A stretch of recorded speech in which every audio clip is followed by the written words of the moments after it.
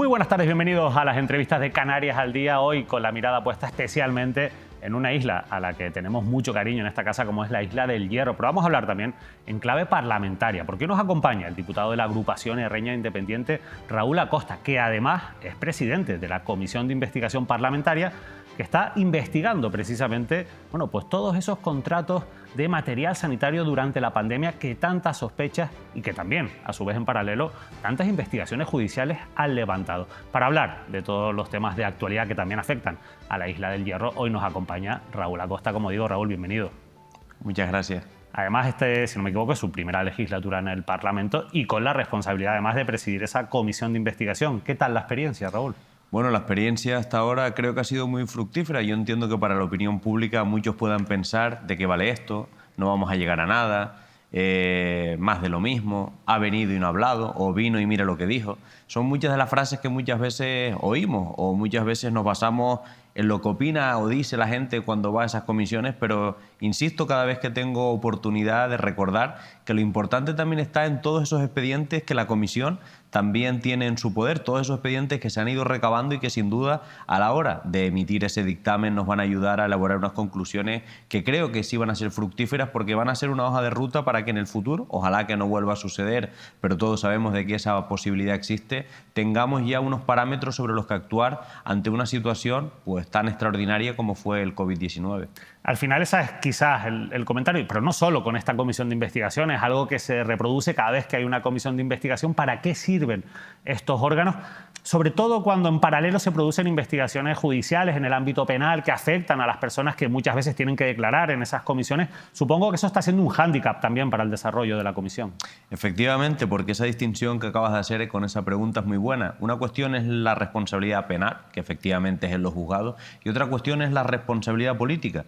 Puede suceder que una persona no haya cometido un ilícito y que quede libre de culpa en sede penal, pero puede ser que a nivel político se haya demostrado que no se actuó con la diligencia que se le debe exigir a un responsable político y por lo tanto pues tenga consecuencias en el plano político y no en el plano penal. O puede pasar también en viceversa, pero suele ser más las consecuencias que puede tener un representante público cuando a lo mejor no obra como debería o como hemos visto en esta comisión, donde al final nos estamos dando cuenta de que todo parece que quedó en manos de la decisión de dos personas que no estaban en el plano político a nivel alto, sino que eran cargos intermedios, y parece que esas personas eran las que decidían estos contratos de emergencia, que estamos hablando de unas cifras que podrían rondar los 100 millones de euros en manos de estas dos personas. Políticamente es deseable que personas no electas tengan la responsabilidad de elegir, decidir qué empresas se contrataban en aquel momento, o en el plano político los ciudadanos quieren que sean sus responsables políticos los que tomen ese tipo de decisiones y que no quede en manos de personas de una escala intermedia o incluso personas puestas por alguna dirección política. Yo creo que estas cuestiones es importante que las reflexionemos y creo que ahí sí esta comisión va a entrar. ¿Le ha sorprendido precisamente cómo se gestionaron tantos contratos? Es verdad que estábamos ante un contexto atípico, un contexto en el que había una emergencia, una situación antes nunca vivida a nivel político recientemente, y la verdad es que, claro, eso conllevaba también que se tomaran decisiones precipitadas.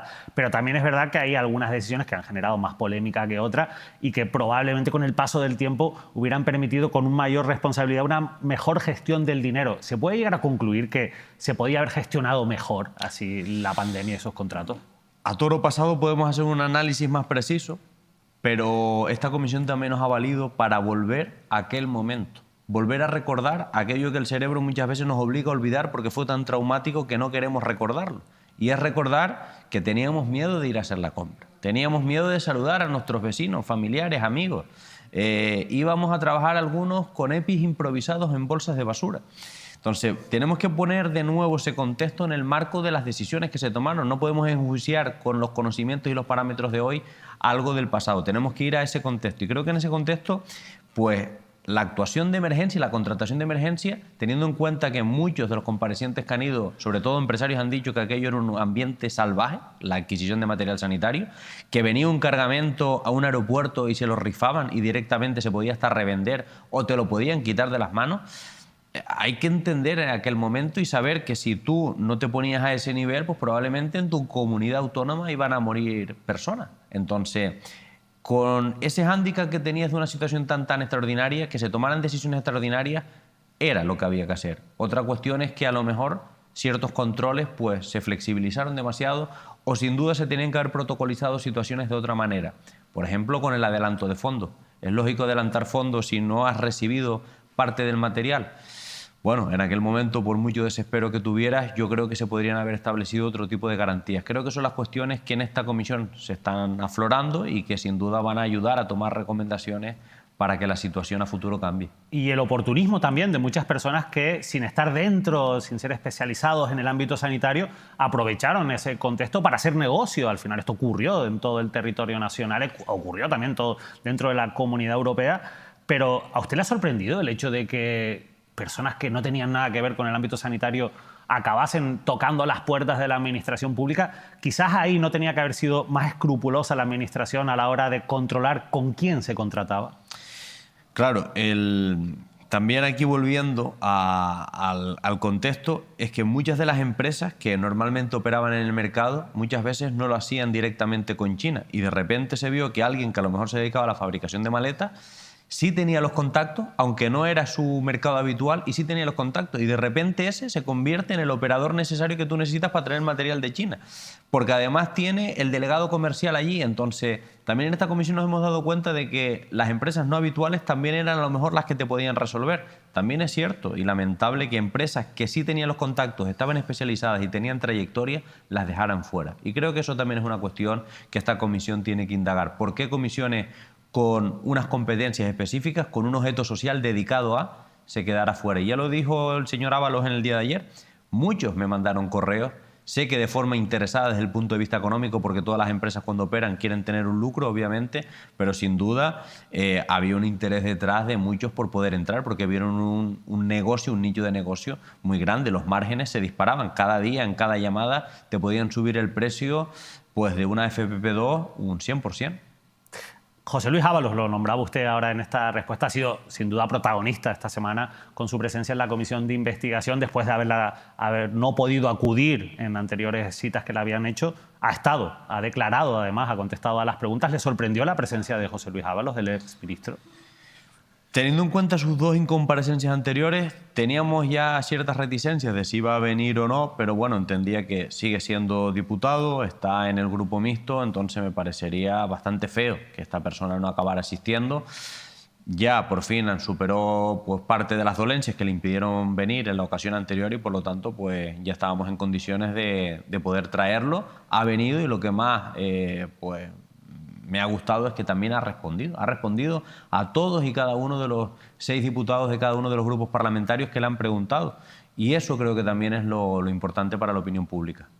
Porque al final es verdad que hay otros antecedentes. Por ejemplo, el exdirector del Servicio Canario de Salud, Conrado Domínguez, compareció pero no contestó a las preguntas. Es verdad que también se encuentra en calidad de investigado, pero hay otras ausencias notables, como desde el empresario Aldama hasta el propio Koldo García. De hecho, el Parlamento de Canarias, ante la ausencia de Koldo García, su incomparecencia, decidió o anunció tomar acciones legales, planteárselo a la Fiscalía. Finalmente lo ha hecho el Parlamento de Canarias. Sí, Aldama sí asistió, pero no declaró. Pero no declaró, efectivamente. Koldo es el que no ha acudido.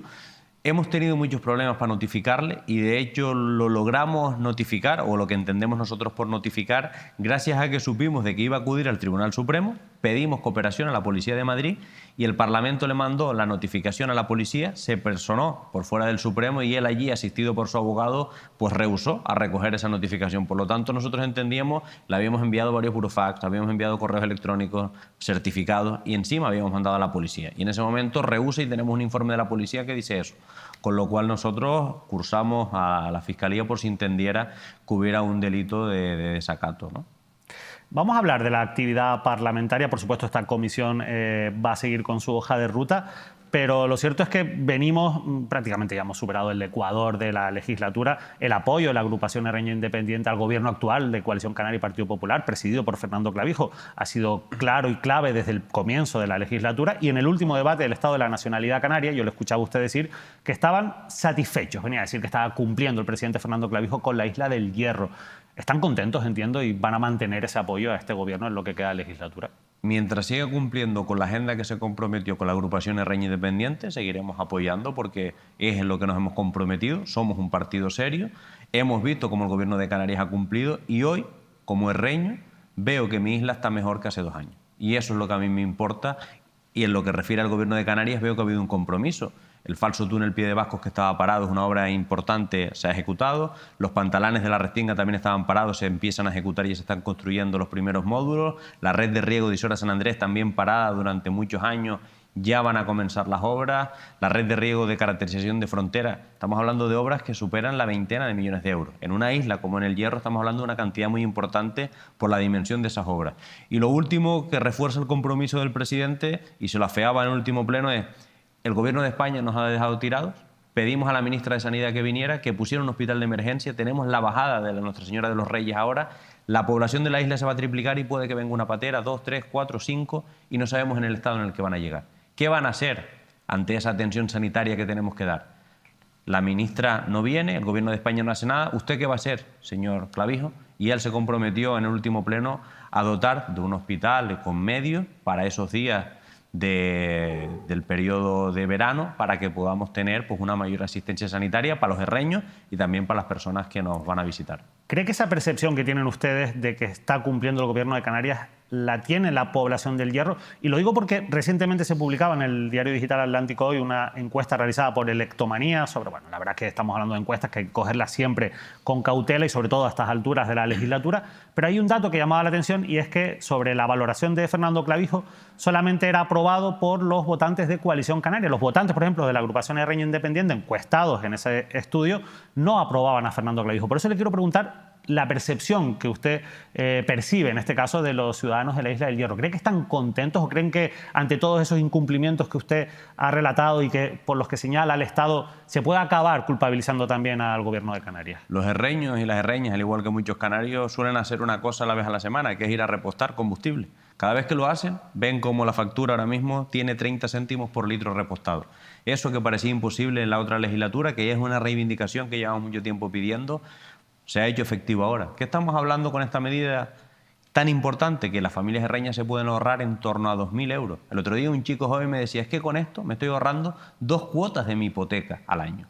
Entonces estamos hablando de unas cifras muy importantes que están ayudando a las familias herreñas. Creo que las familias herreñas son conscientes de esto. Lo que pasa también, y por eso pongo en tela de juicio este tipo de encuestas, es el desapego y desafección que tiene las personas por la cosa política, porque ya estamos muy cansados de muchas cuestiones y ya tenemos cierto desapego. Pero habría que ver la ENI y la muestra que tenía esa encuesta y también a las personas que se pudo realizar, si fue in situ, si fue por teléfono. Todas estas cuestiones cambian mucho, por eso yo este tipo de encuestas las pongo un poco en duda sin saber bien cómo se han realizado y la metodología, pero lo que sí tengo claro es que hoy la ciudadanía herreña está mejor que hace 2 años y en parte es porque el gobierno de Canarias está cumpliendo con los compromisos que pactó con la agrupación Herreña Independiente. Por eso le preguntaba por la percepción, para salirnos un poco del marco de la encuesta y lo que usted percibe, porque al final en la Isla del Hierro es una isla en la que hay bastante cercanía entre todos los ciudadanos y es fácil un poco testar, ¿no?, la realidad de las personas. Y ya que hablaba del problema de los combustibles, de los altos precios, es verdad que esa medida está ayudando. Eso ha generado incluso que otras islas como Lanzarote o Fuerteventura quieran también que se implante esa medida, y eso ha sido debate parlamentario.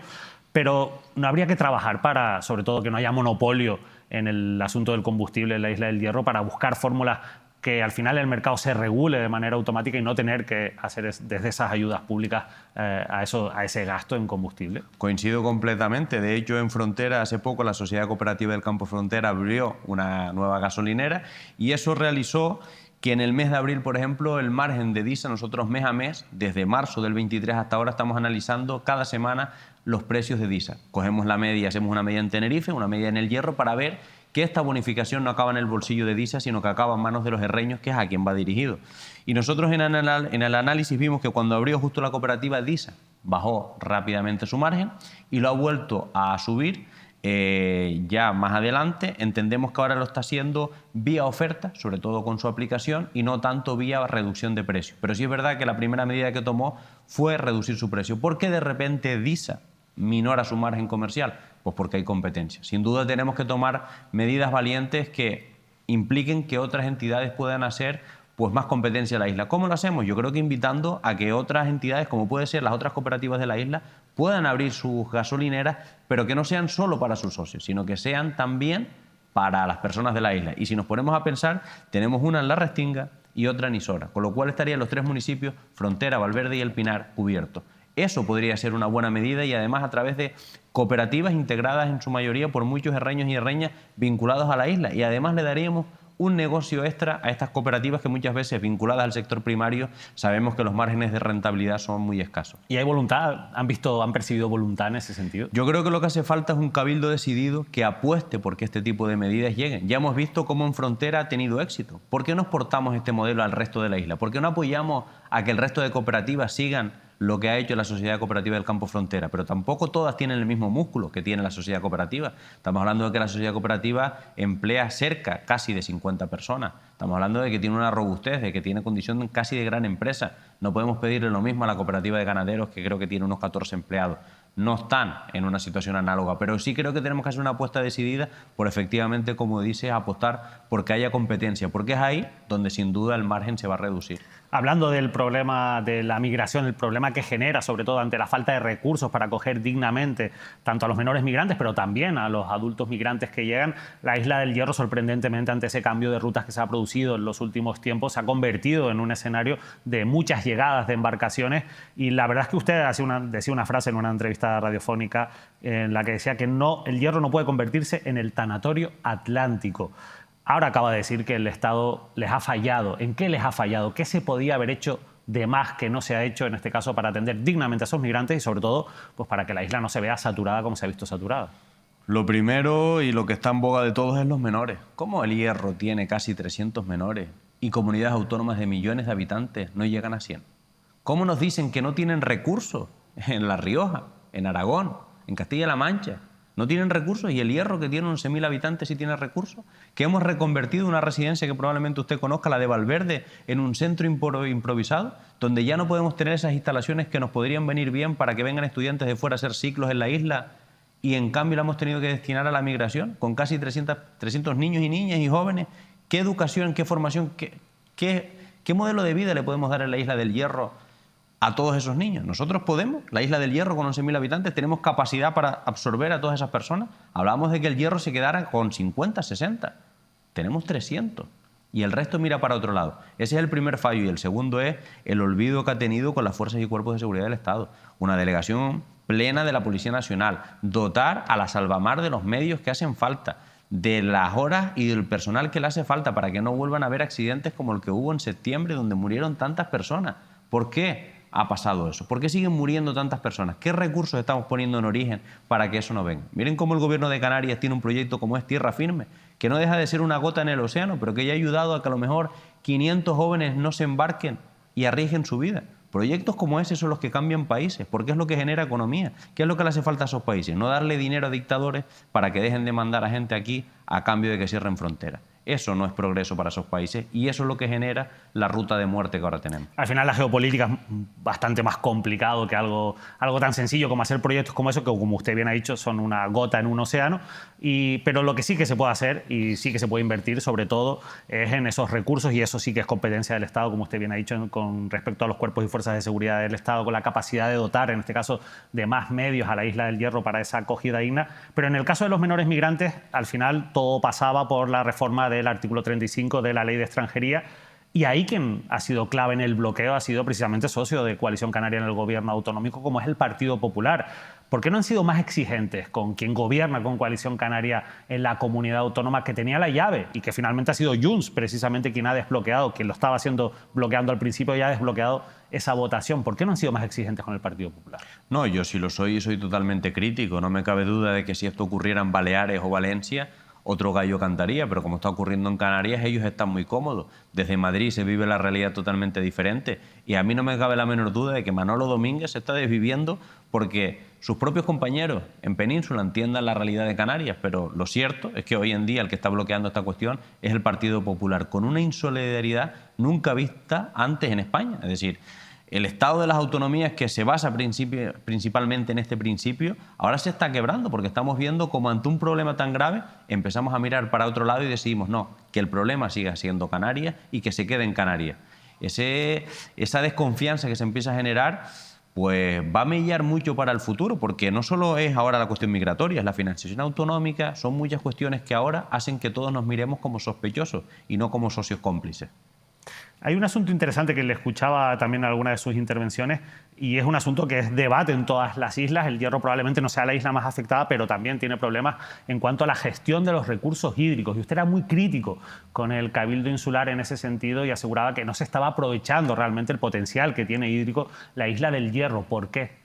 La isla del Hierro podría producir, si quisiera, unos 5 millones de metros cúbicos anuales. En cambio, ahora solo estamos produciendo 4 millones, que es un poco la demanda que tenemos. El problema del hierro no es tanto de producción, porque, como digo, tenemos esa capacidad, sino es una falta de almacenamiento. Hemos dejado de invertir en la red de riego en alto, hemos dejado de realizar muchos estanques, muchas balsas, muchos tanques necesarios, que sin duda paliarían muchas de las situaciones de sequía. Por ejemplo, la zona de Nisdafe, la zona alta de la isla, una zona que podría tener un valor agrícola y ganadero tan importante porque no tiene una red de pequeños embalses que recaude el agua que tenemos en el periodo de invierno y que ayude a esos pequeños cultivos con ríos de apoyo o a dar abrevadero a ese ganado que podría estar. Imagínense el ganado tan bueno que podríamos tener dedicado solo y alimentado solo a base de pasto. Podríamos tener una ganadería ecológica que sería espectacular a nivel de Canarias. Podríamos tener una marca diferenciada de nuestra carne. Nosotros tenemos la capacidad de crear el relato para unos alimentos gourmet y no lo estamos haciendo y estamos dejando que nuestro campo se empobrezca y que muchos de los agricultores y los ganaderos lo abandonen precisamente por falta de este apoyo vital de algo tan básico como es el agua. No me cabe duda de que si hubiera una apuesta más decidida por el Cabildo Insular en estas infraestructuras, muchas personas no abandonarían el campo como hoy en día sucede, o en la zona de medianía de frontera, toda esa parte del monte, esa corona forestal, muchos viñedos se están abandonando porque con un año de sequía como los que han ocurrido, menos este último, pues claro, las producciones son ínfimas, no es rentable y la gente abandona. Y al final, ¿qué respuesta da el Cabildo del Hierro ante estas cuestiones? El Cabildo del Hierro, en materia de aguas, incluso hemos visto como el vicepresidente, David Cabrera, tenía las competencias, luego el presidente se las revoca y se las retira, pasó esta legislatura, pasó la pasada, entonces, ¿qué planificación hay cuando ni siquiera la persona que empezaba llevando las competencias es la que las continúa porque entre desconfianza de dos miembros que forman un gobierno se están retirando las competencias? Entonces, con estos mimbres, ¿qué sexto vamos a hacer? Un sexto donde todo lo que eche se escurre porque no hay capacidad de tener en materia hídrica una planificación a nivel insular y muchas de las obras importantes se están dejando de hacer. Al final nombraba usted uno de los episodios quizás más difíciles de comprender desde fuera de la política insular, en este caso, pues ese pacto con David Cabrera que finalmente al que se le quitan las competencias, incluso públicamente se realiza una crítica muy fuerte a su gestión, pero después parece que todo se arregla. ¿Cómo está afectando esto? ¿Cómo se explica esto dentro del día de una institución como el Cabildo del Hierro? Explicarse yo creo que no se puede explicar, solo pues los partícipes podrán decirlo. Yo creo que si un día sales diciendo unas cosas y otro día sigues gobernando con esa persona, es muy difícil luego pues poder digerir todo esto. Yo como opinión pública desde el punto de vista del ciudadano me quedo perplejo de que tengamos estas tragaderas, ¿no? Pero hoy en política parece que todo vale. Pero esa foto, esa imagen es el reflejo de lo que pasa en la isla. El inmovilismo que pasa en el Cabildo Insular, donde muchos proyectos ya se han dejado de mover porque estamos cada uno a lo nuestro y no a lo de todos, que es preocuparnos por la isla del Hierro y su gente. Al final eso se hace también un poco como pinza para que la agrupación herreña independiente no gobierne en la isla del Hierro. Y lo cierto es que ustedes están dentro de un proceso de renovación que ha llevado a tomar el liderazgo a una figura como Javier Armas. Y Javier Armas ha sido noticia en esta legislatura porque primero pues, se ha presentado a la candidatura al Senado, ha logrado la victoria, ha logrado su acta de senador. Eso le ha llevado a estar aforado y eso ha llevado a que la causa judicial por la que iba a ser juzgado, que tiene que ver con la gestión de los vertederos ilegales que durante una serie de años se produjeron en la isla del Hierro, pues haya sido abordada por el Tribunal Supremo, que finalmente ha decidido archivar esa causa. Cuando se presenta Javier Armas al Senado, se hace con la idea de que ese asunto judicial vaya por la vía del Tribunal Supremo, buscando quizás una salida más favorable a los intereses de Javier Armas. Si esa hubiera sido la intención de Javier Armas o del HI, esta causa lleva abierta creo que 18 años. Con lo cual, pues, ¿por qué no se hizo hace 8, hace 10, hace 15 y se hace ahora? Esto es una causa que ya en su día se sabía que Javier Armas en aquel momento el cargo que tenía, no tenía responsabilidad, como así ha dicho el Supremo, y no tenía esa obligación en el cargo que disponía de esa gestión que se hacía en aquel momento, porque él no era el responsable en este caso de firmar, ni tenía mayor responsabilidad, por lo tanto no se ha apreciado indicios de criminalidad y eso ha motivado a que el Supremo lo archive. No tiene nada que ver la situación procesal con su presencia en el Senado. El partido decidió que fuera él, ha decidido que lo eligieran a él, se presentó, ganó y eso es con lo que nos quedamos. Pero el mensaje que quiero trasladar es, se hizo ahora, pero se podía haber hecho con una causa que lleva casi 20 años abierta, pues muchísimo atrás y no se ha hecho.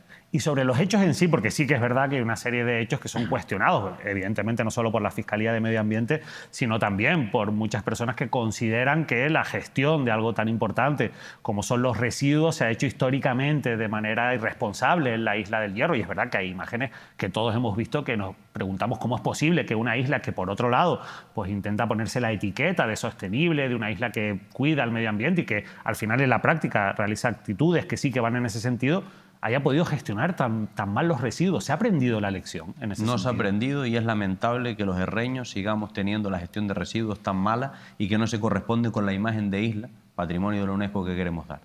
No es lógico que la Isla del Hierro, con el problema de gestión de residuos que viene arrastrando desde aquella época hasta hoy, sigamos desperdiciando dinero público como ha pasado con una subvención, creo que era de 1,5 millones de euros, que hemos perdido donde hubiéramos hecho una central de gestión de residuos que sin duda hubiera ayudado a todo esto. Es ilógico que sigamos, por ejemplo, no compostando muchos de nuestros residuos orgánicos, como sí, por ejemplo, se hace en Fuerteventura con el compost majorero, y sigamos trayendo compost del otro lado del archipiélago para nuestros agricultores, sobre todo del Valle de Frontera. Ese tipo de irresponsabilidad de no apostar por una economía circular y de tener una mayor gestión de nuestros residuos es una vergüenza y es algo de lo que tenemos que aprender para en el futuro intentar, y nosotros en la HI tenemos claro de que tenemos que revertir esta situación allí donde gobernemos, bien sea el Gobierno de Canarias, bien sea en el Cabildo, tenemos que apostar por ayudar a la isla a que haga una gestión más eficiente de sus residuos. No podemos tener la etiqueta que tenemos de isla sostenible y, por otro lado, una gestión tan deficiente en recursos. Una última cuestión, Raúl, porque en 2022 ocurría algo que llamaba mucho la atención desde el punto de vista de los mentideros políticos, y es que Narváez Quintero, actual consejero de Agricultura, dejaba la presidencia de la agrupación herreña independiente. Algunas personas eso nos cogió por sorpresa porque Narváez Quintero siempre se identificaba como la figura más destacada fuera de la Isla del Hierro, en este caso de la agrupación herreña independiente. ¿En qué situación se encuentra en estos momentos Narváez Quintero y cómo encaja en el proyecto de la agrupación herreña independiente? Bueno, Narváez Quintero es uno de nuestros valores porque tiene gran experiencia política, a pesar de ser muy joven. Ha estado en muchos cargos de responsabilidad, ha estado de director general, consejero del gobierno, senador, nuevamente consejero del gobierno de Canarias, y encima tiene el bagaje político de que ha vuelto a repetir en una consejería que conoce precisamente porque el sector lo apoya. Cuestión que es muy importante, donde digamos que el sector platanero muchas veces era quien decidía y ha apostado por un herreño nuevamente porque saben de la valía que tiene Narváez.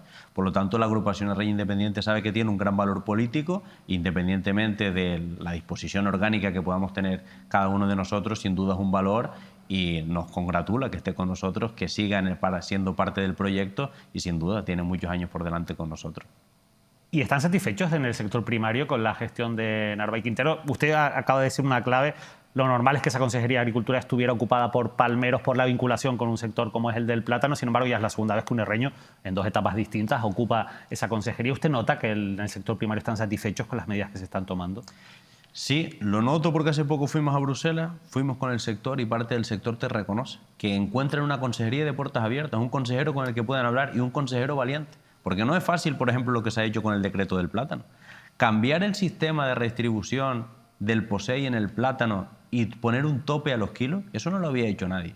El lobby más potente que puede haber, que es el platanero a nivel organizado, puso muchas cortapisas una parte de ese lobby para que eso no saliera y al final salió. Y creo que ahí hay una decisión valiente del consejero, del Parlamento de Canarias y de la Comisión de Agricultura que apostó por ese cambio de una forma prácticamente unánime. Yo creo que ese tipo de decisiones son las que marcan una legislatura y las que están ayudando a que los pequeños plataneros digan yo me siento representado. Y eso vemos cada vez que tenemos una reunión, que a él pues le tratan con mucho cariño y cercanía pues todos los miembros de diferentes colectivos, desde el mar hasta el monte, pasando por los agricultores y ganaderos. Por lo tanto, yo creo que congratula, además con ese buen talante que tiene, hasta la oposición le tiene cariño. Raúl Acosta, la verdad es que ha sido un placer poder hablar con usted y poder centrar el foco un poco en el tiempo que tenemos en la realidad de la Isla del Hierro. Por delante todavía le queda una legislatura muy intensa, seguiremos pendientes de su trabajo y también de la evolución de esa comisión de investigación. De verdad, ha sido un placer, muchas gracias. Gracias a ustedes. Raúl Acosta nos ha acompañado hoy para hablar, entre otras cosas, de una de las noticias de la semana, la comparecencia de José Luis Ábalos, esa comisión de investigación parlamentaria, pero también para poner el foco, como decía, en la realidad de una isla importantísima para la economía de Canarias y que es fundamental, lógicamente, también a nivel mediático, como es la Isla del Hierro, además en un año decisivo con la bajada de la Virgen. De eso no nos ha dado tiempo de hablar, pero que sin duda nosotros les invitamos a que sigan, por supuesto, esta gran tradición en la Isla del Hierro. Mírame Televisión, por supuesto, va a estar también muy pendiente de este evento. Que pasen una feliz noche.